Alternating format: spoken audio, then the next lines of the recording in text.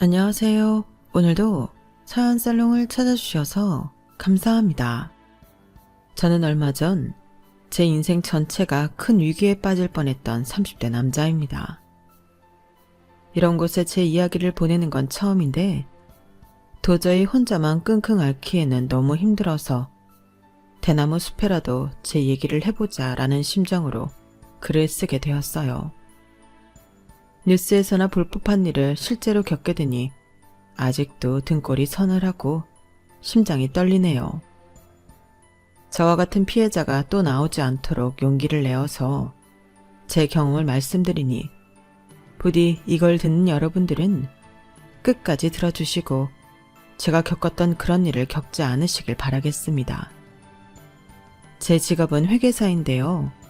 사람들은 제 직업만 들으면 왜 30이 넘도록 연애도 많이 안 해보고 결혼도 안 했는지 궁금해하지만 실제로 절 보면 단박에 안타깝다는 눈빛을 보내시곤 합니다. 저도 그 이유를 뼈저리게 알고 있어요. 왜냐하면 저는 남자치고도 키가 상당히 작고 몸집이 왜소한 편이거든요. 저는 어려서부터 눈에 띄게 왜소한 체격을 가지고 있었고 그 영향으로 어려서부터 굉장히 소심한 성격으로 자랐어요.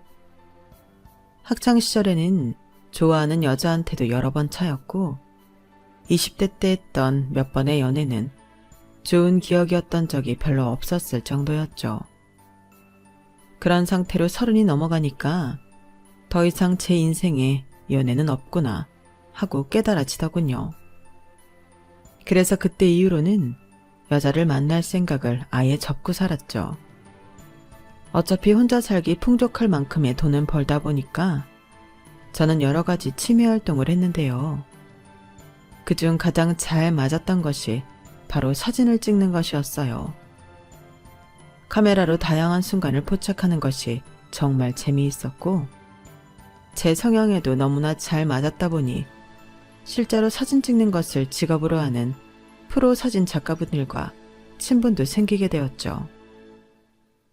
프로인 분들이 봐도 제 실력이 나쁘지 않았는지 하루는 그중 한 형이 이런 부탁을 하더군요. 야 준현아, 너 내일 저녁에 잠깐 시간 되냐? 나 일이 들어왔는데 네가 대신 촬영 좀 해줄래? 제가요? 형 일을요? 그래, 너 하는 거 보면 프로 못지 않아. 어려운 사진은 아니니까 우리 스튜디오 직원이라고 얘기하고 한 번만 가줘. 그 건 일당은 너한테 줄게.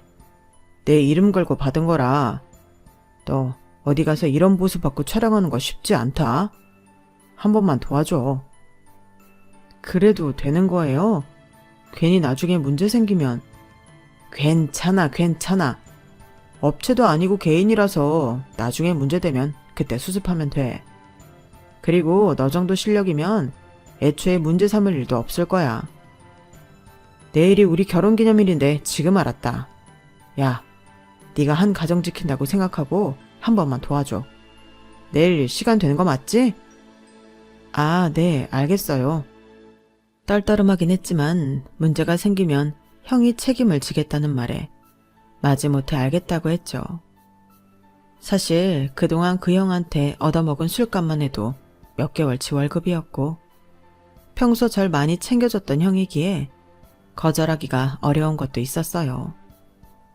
어쨌든 촬영 현장에 갔는데 특이하게도 저녁 촬영이었고 스튜디오 안에서 촬영을 하게 되었는데요. 모델분은 정말 예쁜 여성분이었어요. 다양한 옷을 입는 걸로 봐서는 쇼핑몰 사진인 듯 했고 얼굴이 안 나오게 찍어달라고 하셔서 옷 위주로만 촬영을 했습니다. 최대한 아마추어인 티를 내지 않으려고 노력은 했지만 마음속으로는 벌벌 떨면서 촬영을 했죠. 불안한 마음에 촬영을 하고 나서 결과물을 보여줬는데 다행히 모델분은 마음에 들어 하셨고 그렇게 촬영은 잘 마무리가 되었어요. 보정본은 다음 주까지 드릴게요. 한 일주일에서 열흘 정도 걸려요. 네, 천천히 주세요. 급한 건 아니라서요. 식사는 하셨어요? 아니요, 아직. 그럼 저희 저녁이라도 같이 먹을까요? 촬영한다고 밥을 안 먹고 왔더니 너무 허기지네요. 저도 촬영 내내 긴장했던 탓에 굉장히 배가 고픈 상태였기에 그녀의 제안을 받아들여 근처에 있는 국밥집에서 함께 식사를 하게 되었는데요. 그때까지만 해도 사실 별 생각은 없었어요. 그냥 서로 배가 고프니까 밥을 먹는 것뿐이었죠. 그런데 식사를 하면서 서로 어색하지 않게 몇 마디 얘기를 하는데 생각외로 너무 잘 맞는 겁니다. 자연스럽게 점점 수다가 많아지게 되었을 만큼요. 그녀는 원래 그날 기분이 좋지 않았는데 마음이 맞는 사람을 만나서 너무 좋다며 2차를 제안하더군요. 간단하게 맥주 한 잔만 먹고 가자길래 저도 그러자고 했어요. 솔직히 말하자면 그쪽에서 먼저 2차를 제안하니 내심 들떴던 것도 사실입니다. 저한테 먼저 호의적으로 대하는 여자는 정말 처음이었거든요. 게다가 엄청 예쁘기도 했고요. 저희는 맥주를 마시러 가서 즐거운 대화를 이어갔고 그날 밤을 같이 보내게 되었어요. 제 인생에도 이런 일이 벌어지다니 어안이 벙벙할 정도였죠. 그런데 그 다음날 모텔을 나오는데 그 모델분이 다음에도 또 만나자고 하니 정신이 번쩍 들었어요. 저는 사진작가 형을 대신해서 그녀를 만났던 건데 다음에 또 만나면 처음에 거짓말을 했던 게 들키게 될까봐 걱정이 되었거든요. 그리고 그 거짓말이 밝혀지면 저만 힘든 게 아니라 그 형은 정말로 곤란해질 수 있을 거란 생각이었어요. 그래서 어쩔 수 없이 일생일대의 기회를 외면하려고 했죠.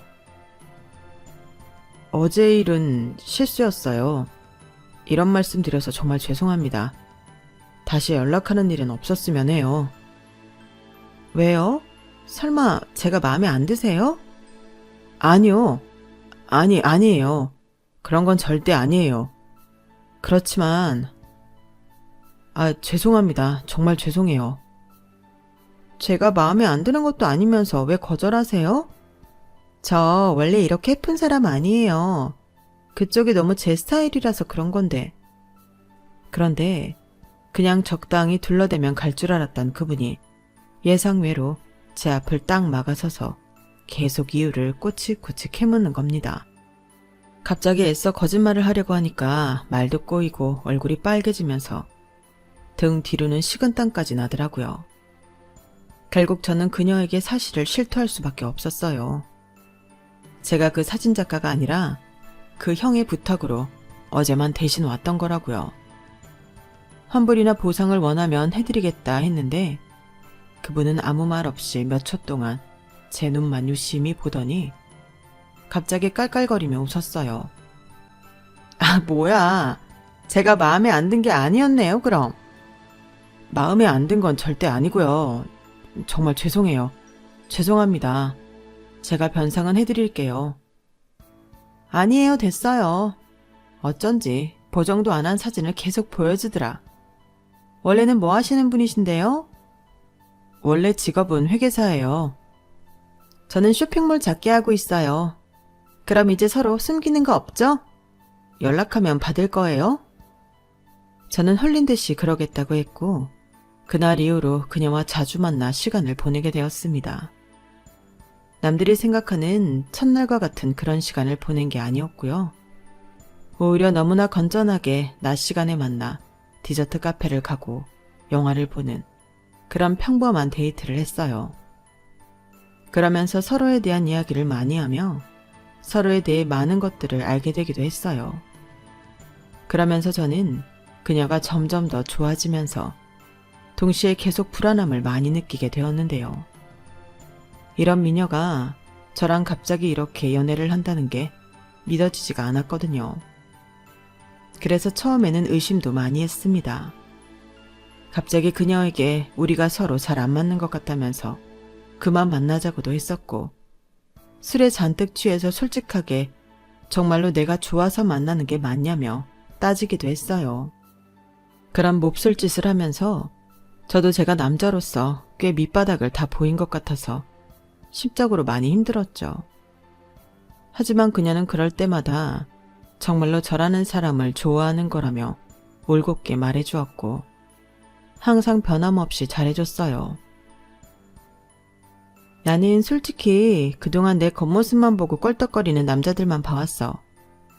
당신같이 순수한 사람은 정말 처음이었고 그래서 좋았어.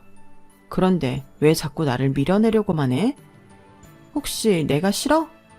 일부러 나 떼어내려고 돌려 말하는데 내가 눈치가 없는 건가? 그런 건 절대 아니야. 그냥 당신은 지나다니는 사람들이 한 번씩 쳐다볼 정도로 너무 예쁜데 당신 같은 사람이 나한테 잘해주니까 믿어지지가 않아서 그랬어. 내가 미안해. 나는 정말 순수한 마음으로 당신을 좋아하는 거야. 다른 사람 눈치는 그만 보고 우리끼리만 행복하게 지내면 안 돼? 제 눈을 보면서 진지하게 이야기하는 그녀를 보며 저는 그때부터는 제 마음의 소리보다는 그녀의 진심을 믿기로 했죠. 그리고 괜한 의심을 했던 과거가 미안해 그녀에게 더 잘해주려 노력했어요. 반년 정도 시간이 지나가자 저희는 어느새 평범한 커플들과 똑같아질 수 있었죠. 그러자 여자친구의 새로운 모습도 알게 되었는데 보기보다 질투가 많았다는 거였습니다. 연애 초기보다는 투정도 많이 부렸고요. 그런 모습들이 그 당시 제 눈에는 얼마나 귀엽고 사랑스러웠는지 몰라요. 둘이 있을 때면 다른 여자에겐 눈도 못 돌리게 하고 쉬는 날마다 자기를 만나달라고 하는 것도 그만큼 절 좋아해서 그런 거라고 생각했거든요. 그리고 여자친구는 저에 대해서 일거수일투족을 전부 알고 싶어 했어요. 치, 오빠는 나보다 핸드폰이 더 좋아? 어? 아니 잠깐만. 미안해. 사무실에서 연락이 와갖고. 나랑 만날 때 핸드폰 좀 안 봤으면 좋겠는데? 이제 됐어. 중요한 건 다 전달했으니까 이제 핸드폰 안 볼게. 보여줘봐 핸드폰. 여자친구는 핸드폰 안에 메신저나 메일 내용 등을 하나하나 뒤져가면서 확인하더니 특이한 내용이 있으면 그 내용에 대해 묻거나 웃기도 했어요. 그렇게 핸드폰 검사를 끝낸 후엔 자신의 가방에 제 핸드폰을 넣어버렸죠. 처음엔 제 핸드폰을 확인하는 게 부담스럽다고 생각이 들기도 했는데 곧 저랑 모든 걸 공유하는 여자친구와 더 가까워지게 되었어요. 여전히 여자친구는 언제나 상냥했고 오히려 제 모든 것을 아는 사람과 속내를 털어놓는다는 것이 더 깊은 사랑을 느끼게 되더군요. 그래서 나중에는 아예 제 핸드폰 비밀번호를 여자친구한테 알려주기까지 했어요. 덕분에 여자친구는 편하게 저와 제 주변 사람들에 대한 메신저를 살펴보다가 제 친구들과의 단체 톡방에서 여자친구를 보여달라는 내용을 보게 되었는데요. 여자친구는 다른 사람들 앞에서 자기 얘기를 이러쿵 저러쿵 얘기하는 게 싫다며 차라리 친구들을 만날 때마다 자기를 데리고 가라고 했어요. 그래서 나를 잡고 친구들에게 여자친구를 소개해 주기로 했죠. 처음 여자친구를 친구들에게 소개해 준 날, 친구들은 하나같이 깜짝 놀랐습니다. 어떻게 여자도 제대로 못 만나던 쑥맥 같던 제가 이렇게 예쁘고 성격 좋은 여자친구를 만날 수가 있냐면서요. 친구들의 반응을 어느 정도 예상하긴 했지만 그럼에도 제 어깨는 한없이 올라갔고 솔직히 우쭐했던 것도 사실이었어요. 야, 이 자식. 회계사 되고 돈 엄청 벌더니 어디서 저런 미인을 얻었냐? 재수씨 성격도 너무 좋더라, 야. 넌 세금 2배 내라, 진짜. 친구들이 온통 여자친구를 칭찬하면서도 한편으론 부러워하기도 하니 기분이 좋아. 그 뒤로 친구들 모임에 여자친구를 자주 데려갔어요. 여자친구가 가고 싶다고 하면 언제든지 데리고 갔었죠. 그런 일이 잦아지자 하루는 중학교 때부터 동창이었던 친구 순태가 저에게 따로 전화를 하더니 진지한 목소리로 물어보더군요. 원래 문자도 잘 안 하던 놈인데 말이에요. 야, 오해하지 말고 들어. 너 혹시 여자친구랑 잘 지내는 거 맞아? 여자친구랑 잘 지내냐고? 당연하지. 무슨 그런 질문을 해. 아니, 뭐랄까. 네가 너무 중심을 못 잡는 것 같아서 말이야. 가람씨가 성격도 좋고 괜찮은 분이라는 거 알지만 네가 너무 모든 결정권을 가람씨한테 넘기는 것 같더라고. 그게 아니고서라도 뭐랄까. 너 가람씨가 한다는 쇼핑몰 회사 직접 가봤어? 그래, 수십 번도 더 넘게 태워다 줬어. 무슨 말이 하고 싶은 거야. 우리는 잘 지내. 내 연애는 내가 알아서 하고. 너야말로 너무 사적인 부분까지 건드리려고 하는 거 아니야? 그래, 너도 30이 훌쩍 넘었는데 알아서 잘하겠지. 미안하다. 잊어버려. 순태는 멋쩍게 횡설수설하더니 전화를 끊어버렸어요. 문제는 이 모든 통화 내용을 옆에 있던 여자친구가 다 들었다는 겁니다. 저는 여자친구가 혹시나 기분이 나쁠까봐 순태가 어려서부터 괜한 걱정이 많던 놈이라며 둘러댔어요. 여자친구는 어색하게 웃으면서 그럴 수도 있겠다며 이해하는 모습을 보였지만 표정이 좀처럼 풀어지지 않더군요. 괜히 여자친구가 기분이 상할 일을 만든 것 같아서 저는 노심초사했는데 한참을 안절부절 못하던 여자친구가 조심스럽게 제가 몰랐던 이야기를 털어놓더라고요. 그 얘기를 듣는 저는 정말 눈이 뒤집히는 것만 같았죠. 저 사실 내가 말 안 하려고 했는데 사실 저번에 우리 갈매기 집 갔을 때 있잖아. 오빠 친구들이랑. 그때 순태 오빠가 나한테 둘이서만 따로 만나자고 했었어. 오빠랑 헤어지면 자기랑 사귈 생각은 없냐면서. 뭐라고? 내가 이 새끼를 당장. 아니야, 얘기하지 마. 괜히 내가 그런 얘기 했다는 거 알면 분위기 이상해지는 거 싫어. 그 오빠도 그날 취해서 잘 기억 못하고 있을 수도 있고 그냥 알고만 있으라는 거야. 속에서 천불이 나지만 여자친구가 한사코 말리니 겨우 화를 참고 가만히 있었어요. 그런데 그 얘기를 듣고 나니 불안감이 엄습하는 겁니다. 저랑 20년을 알았던 놈도 제 여자친구를 탐내는데 다른 사람이라고 안 그러겠어요?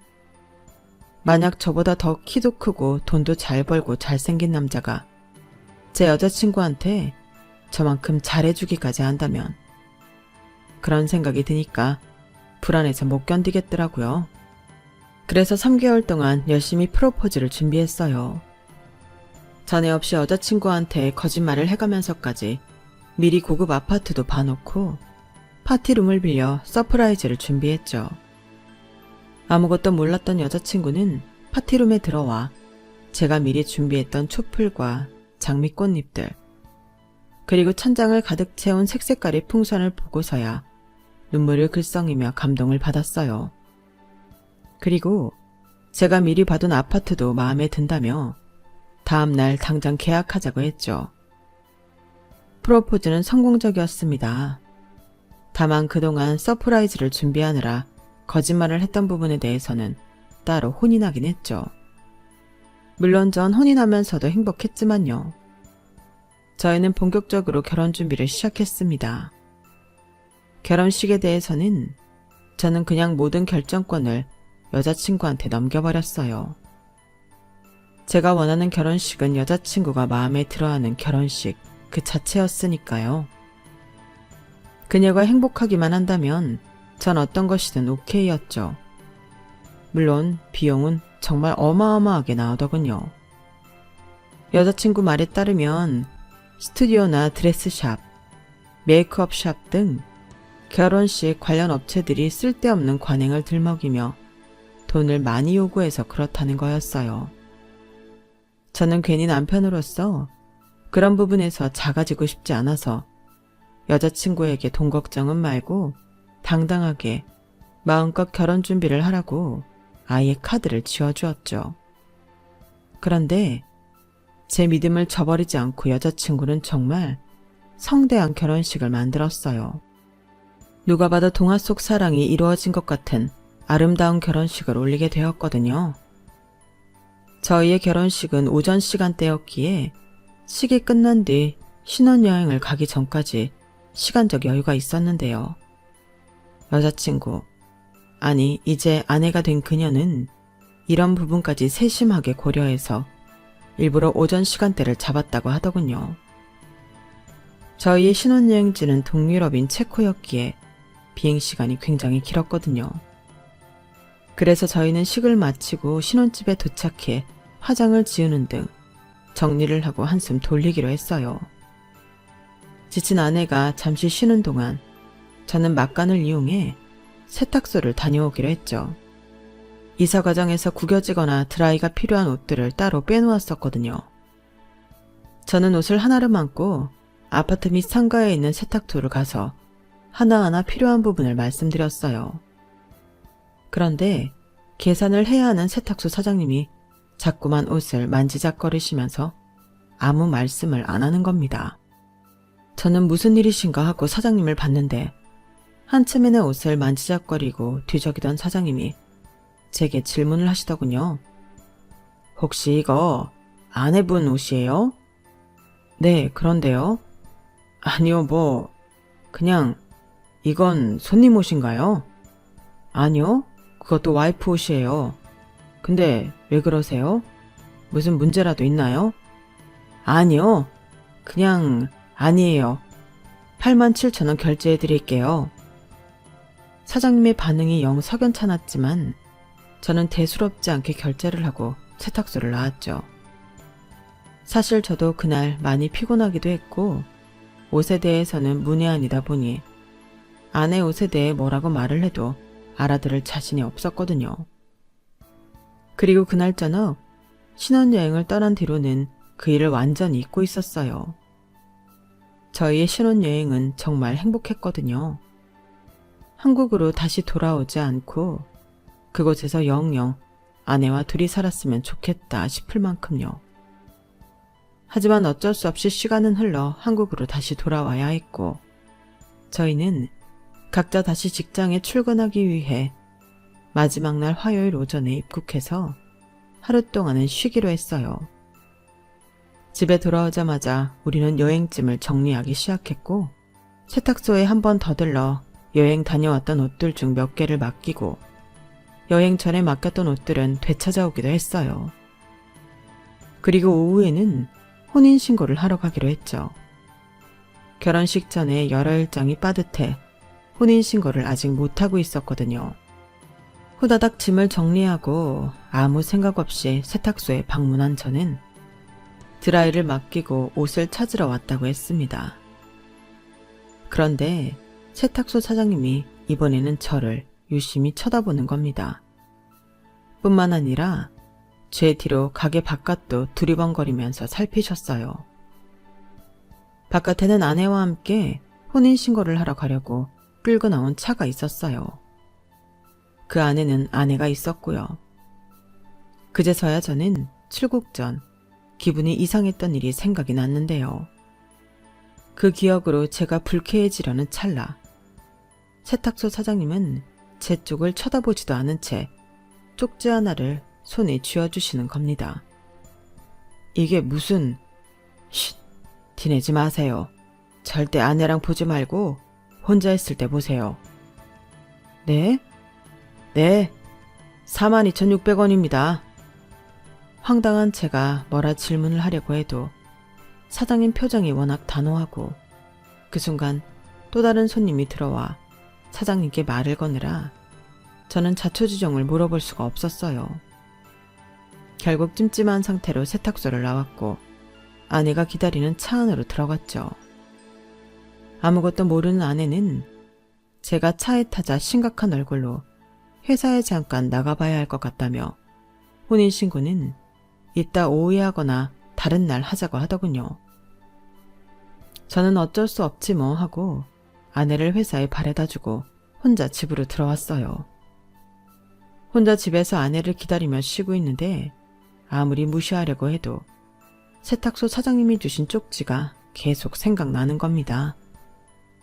보지 말고 버릴까 싶기도 했는데 이상하게 그렇게도 못하겠더라고요. 그래서 저는 왠지 모를 긴장감을 이겨내고 그 쪽지를 펼쳐보았어요. 그런데 상상하지도 못했던 내용이 들어있었죠. 집에서 도망치세요. 아내분은 범죄자입니다. 이미 동네 주민들은 다 알아요. 못 믿겠으면 일주일, 아니 하루만이라도 아내를 유심히 지켜보세요. 대체 이게 무슨 뚱딴지 같은 소리인가 싶었어요. 하지만 동시에 제 오래된 콤플렉스가 다시 고개를 들었죠. 이런 여자가 나를 좋아할 리가 했던 그 마음이요.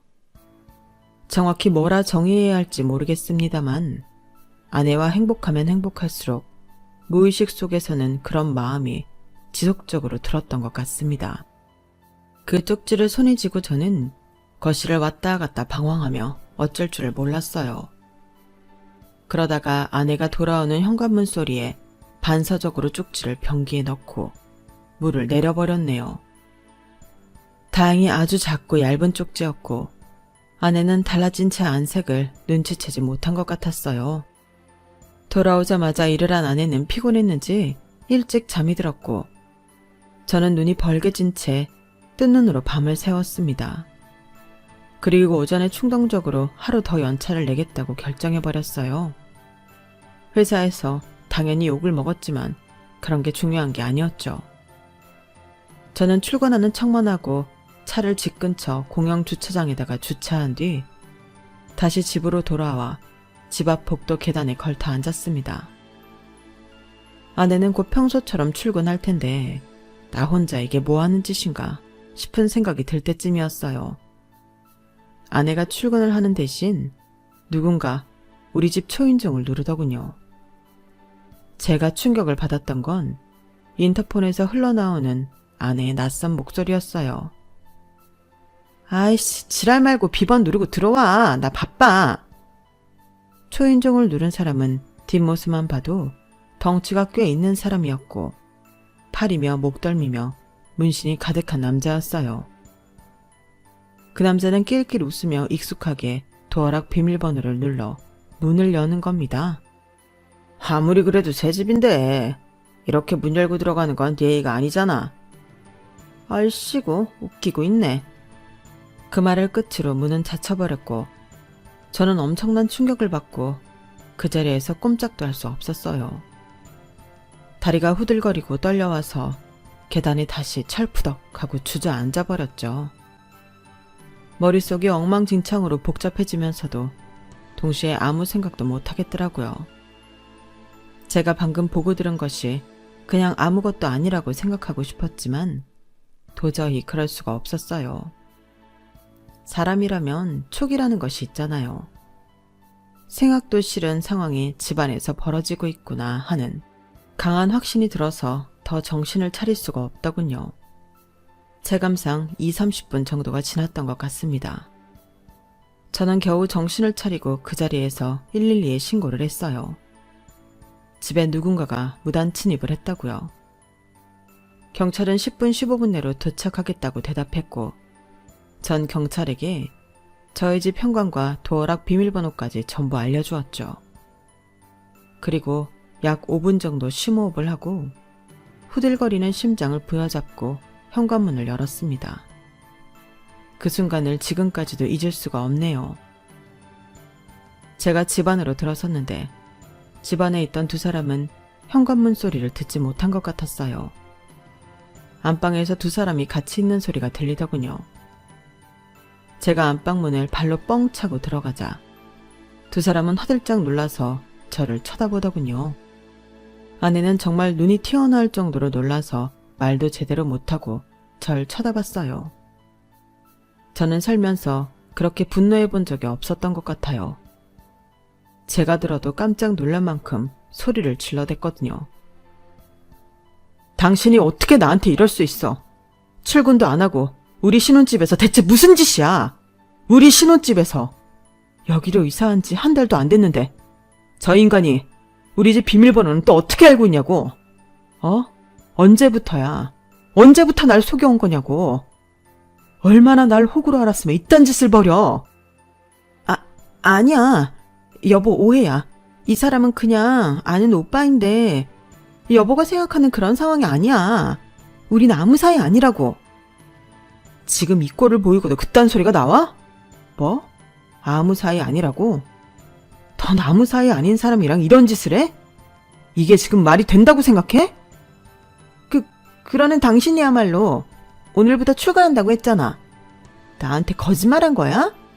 왜 출근은 안 하고 돌아오는데 나한테 말도 안 하냐고. 당신도 날 속인 거잖아. 뭐라고? 지금 제정신이야? 그게 말이나 된다고 생각해? 피차 잘못한 건 똑같은데 왜 나만 나쁜 여자 만들어? 어? 당신도 전곡이 찔리니까 할 말 없지. 그러니까 이제부터라도 서로 뉘우치고 서로 용서하면 되지. 안 그래? 난 괜찮아. 당신이 잠깐 실수할 수 있을 거라고 생각해. 사람이라면 그럴 수 있지. 나는 당신 용서해줄게. 우리 서로 실수한 거 가지고 너무 뭐라고 하지 말자. 당신도 나 용서해줘. 그럼 된 거지? 말도 안 되는 궤변을 늘어놓으며 저한테 횡설수설해대는 아내.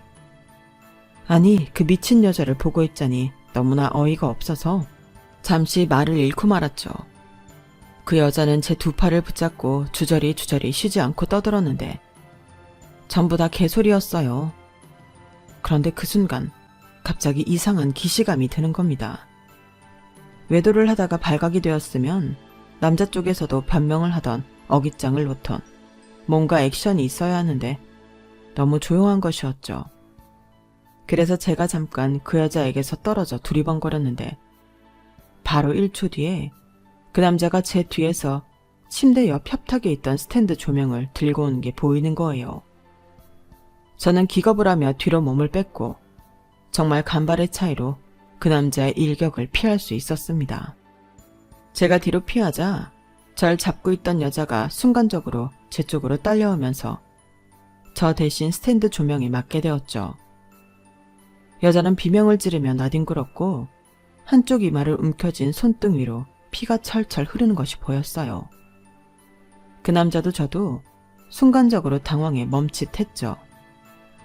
그러나 이내 그 남자는 다시 저에게 다가오려고 했고 조상님이 도우셨는지 바로 그 타이밍에 구원의 목소리가 들려왔습니다. 경찰입니다. 다들 동작 그만. 손에 든 거 내려놓으세요. 문신이 가득한 그 남자는 경찰을 보더니 욕지거리를 뱉었고 이내 장정의 경찰 2명이 후다닥 다가와 그 남자를 제압했어요. 한 손에는 무기를 들고 있고 다른 한편에는 이미 그 무기에 맞은 피해자가 피를 철철 흘리며 뒹굴고 있으니 그 남자는 빼도 박도 못하는 현행범이었죠. 쇠고랑을 찬 남자가 안방 밖으로 들려가는 사이 한 경찰이 제게 다가와 괜찮냐고 물어보았어요. 저는 창백해진 얼굴로 겨우 안도의 한숨을 쉬며 괜찮다고 했습니다. 그 경찰은 곧이어 바로 제 아내였던 여자를 부축하며 괜찮냐고 물어보았는데요. 피해자분, 괜찮으세요? 피해자? 아니요. 저 여자는 한패입니다. 피해자가 아니에요. 저 남자가 절 죽이려다가 실수로 저 여자를 치긴 했습니다만 저 둘은 한패예요. 여기서 피해자는 저 하나뿐이에요. 살려주세요. 저 사람도 가해자예요. 저 말에 속지 마세요. 남편이랑 저 남자랑 둘이 짜고 절 죽이려 했어요. 그런데 갑자기 그 가증스러운 여자가 자기가 피해자인 척을 하는 겁니다. 머리에 피가 철철 나는 그 순간에도 자기가 살 국리만 도모하느라 한순간에 절 매도하는 거예요. 저는 그제서야 그 여자가 입만 열면 거짓말에 자기 이익을 위해서라면 뭐든 하는 인간이라는 걸 제대로 깨달았어요. 그리고 여태까지 절 만나면서 했던 모든 말과 행동이 전부 거짓말이었다는 것도요. 저는 지지 않고 곧바로 반박했어요. 아니요, 제가 신고자예요. 이 둘이 짜고 치고 절 죽이려고 했고요. 상황 보면 모르겠어요. 저 둘이 저 몰래 바람피다가 걸리니까 절 죽이려고 한 거예요. 이 쓰레기 같은 년, 어떻게 입만 열면 거짓말을 해. 이런 상황에도 지살 국면하고 어떻게 나한테 죄를 뒤집어 씌울 생각을 하냐고. 네가 그러고도 사람이야? 그동안 내가 너한테 해줄 게 몇인데. 이 집도 네가 먹는 거 누리는 거 전부 내가 해준 건데. 그건 내가 할 소리야. 여자도 제대로 못 만나본 찌질한 인간. 그래도 착한 맛에 데리고 살아주려고 했더니 당신이 어떻게 이런 짓을 할 수가 있어? 어떻게 여자인 나를 이렇게 대하냐고.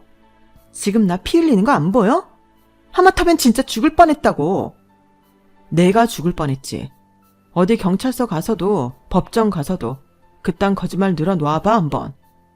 내가 니들 아주 콩밥 제대로 먹여줄 테니까. 내가 그냥 혼자 당할 줄 알아? 처음 이 집에 들어왔을 때부터 녹음기는 켜놓고 있었어. 증거는 아주 차고 넘치니까 각오해. 저기요, 이 여자 병원 가서도 도망 못 치게 아주 제대로 감시하세요. 아셨죠? 방금 끌려나간 그 남자가 절 뒤에서 공격하라고 하는 동안 이 여자가 저한테 아무 말이나 뱉으면서 일부러 시선을 묶어두고 있었거든요. 아주 지 살 길 찾으려면 무슨 짓이든 할 인간이에요.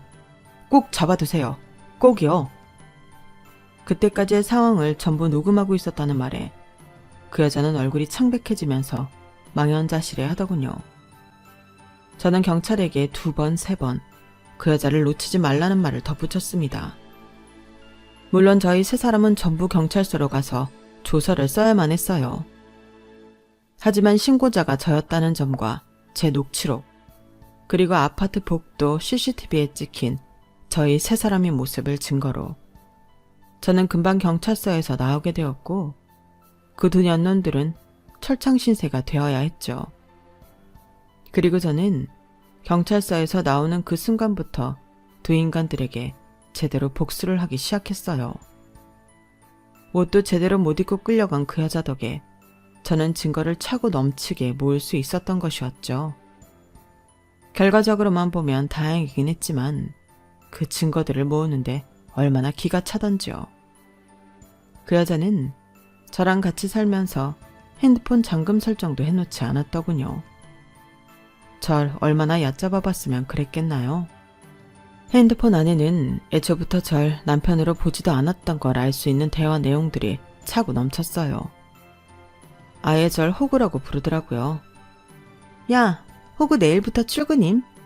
아싸, 호구가 또 용돈 좀. 내일 양주시키자. 예, 한 5년 정도만 데리고 살면 될 듯. 호구 주제 돈은 잘 버니까. 밝힐 수 있는 메시지만 이 정도인데 사실 입에 담기도 싫은 더러운 말들이 훨씬 많았어요. 쇼핑몰을 운영한다는 것도 전부 거짓말이었습니다.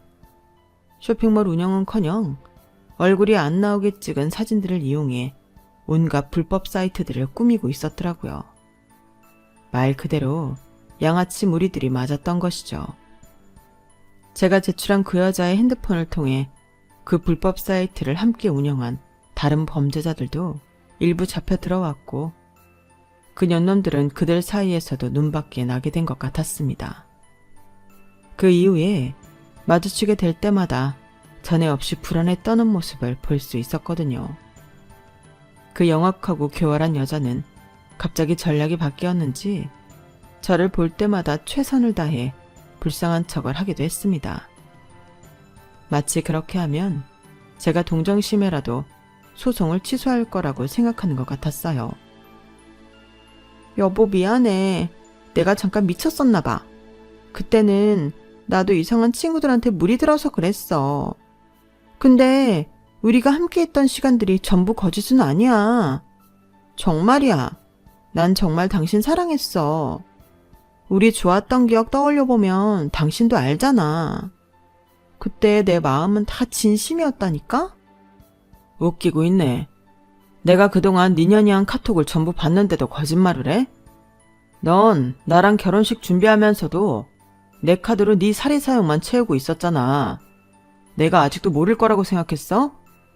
나랑 만나는 동안에도 결혼 준비하면서도 심지어는 신혼여행지 가서도 내내 네 저급한 친구들이랑 나를 비웃었잖아. 그리고 네 이름이며 나이며 네가 말한 과거 전부 거짓말이었던 거 이제 다 알아. 왜?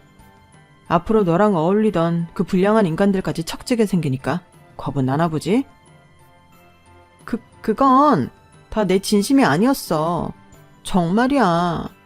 여보, 제발 소송 좀 취소해줘. 어? 이만하면 벌도 받을 만큼 받았잖아. 제발 부탁이야. 내가 이렇게 빌게. 응? 무릎도 꿇고 빌게. 제발. 내가 왜?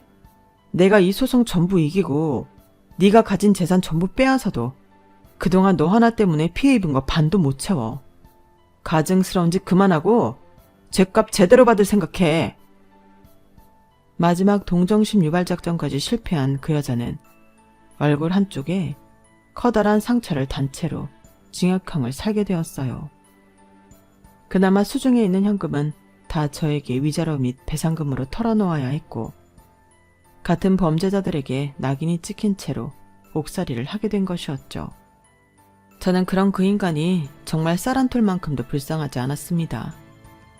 소송을 도와주었던 변호사는 마지막 소송이 끝난 직후 혹시 아내분을 만날 거냐고 물어보더군요.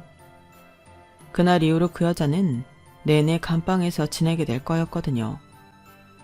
저는 단칼에 거절했어요.